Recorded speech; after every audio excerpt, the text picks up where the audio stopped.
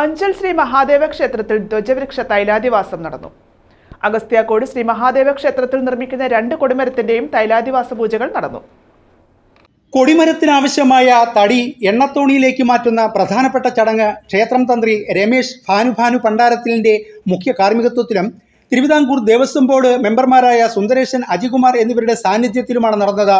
തൈലം സമർപ്പണത്തിന് മുമ്പേ ഭക്തർ കൊടിമര നിർമ്മാണത്തിനാവശ്യമായ തടി, താലപ്പൊലി, മുത്തുക്കുട വാദ്യമേളങ്ങളോടെ ക്ഷേത്രത്തിന് ചുറ്റും പ്രദക്ഷിണം വെച്ചതിന് ശേഷമാണ് എണ്ണത്തോണിയിലേക്ക് സമർപ്പിച്ചത്.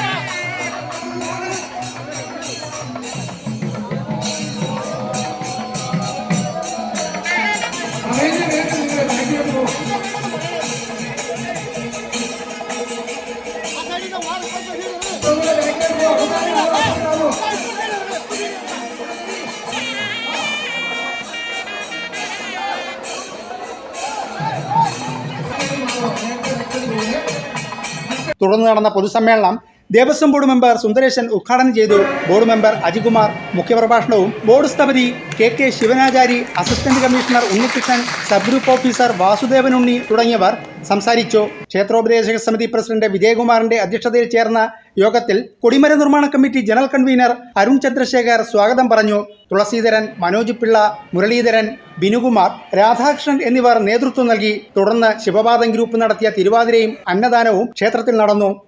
News bureau, Anchal.